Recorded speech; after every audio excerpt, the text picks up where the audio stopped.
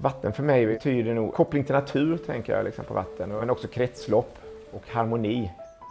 Jag tror att vatten ger mig en harmonisk känsla. På fritiden gillar jag att vara ute i naturen, paddla, springa, ut och gå. Gillar ju väldigt mycket trädgården, odla, se saker och ting växa. Jag är gift med Emma så jag gillar också att vara ute. Glenn, du gillar ju att vattna. Ja, jag gillar vattna. Väldigt bra kombination. Ja, jag älskar vattna. Det är en väldigt tillfredsställande känsla. Liksom. I Göteborg är ju vattnet väldigt centralt. Man har vattnet närvarande överallt.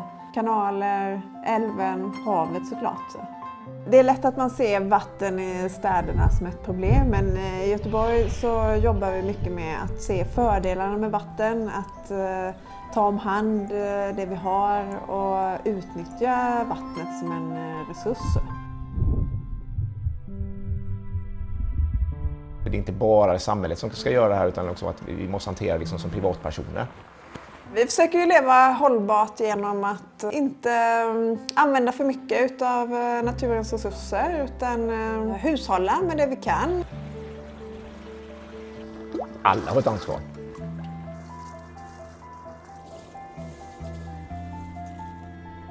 I used to say that I had water for breakfast when I grew up, and it's partly true because my first memories are really in Africa, where I was following my father working, digging wells. We only had water access for a couple of hours a day, and that's when you got to use it, and then you had to stay without. So that's really my first experience of water. DHI has a philosophy of targeting really challenging issues around water. We help cities mitigate for the impact of climate change, how to manage rising sea levels, and how to manage increasing rainfalls. I'm responsible for our global unit working with water in cities around the world. So the city of Gothenburg has worked with us at DHI for, I think it's more than 30 years now. Gothenburg is not unique in that sense that they are facing challenges. A lot of cities around the world are facing similar challenges. Climate change impact, a growing city, a densification of the cities. Göteborg är ju en av de städer i Sverige som det regnar mest i. Det regnar ju ungefär 50% mer i Göteborg än vad det gör i Stockholm och Malmö. Vi har ju ett projekt som heter Världens bästa stad när det regnar. Att vi får in tänket, liksom, att vi kan göra något kreativt av regn också. Att det inte bara upplevs som ett problem. Så vi jobbar både med att planera nu för att staden liksom bygga skydd mot de ökade havsnivåerna. Men också för hur vi bygger en smart stad så att vi inte får översvämningar när vi får kraftiga skyfall. Future City Flow is a tool that cities can use to overlook how they manage the water in the city. That means that they get like a digital replica, or we call it a digital twin of the water system in the city, the pipes, the infrastructure, and they can follow and track all the water within the city. That means that the system within the city, all the pipes and the tunnels, that we as citizens, we don't see it, but there's a lot of that under the ground.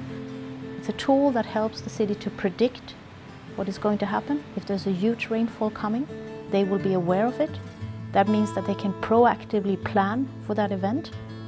It supports, not least the wastewater treatment plant operates. It will help the city to reduce the amount of water that is untreated and that is being spilled out into a river or into the sea.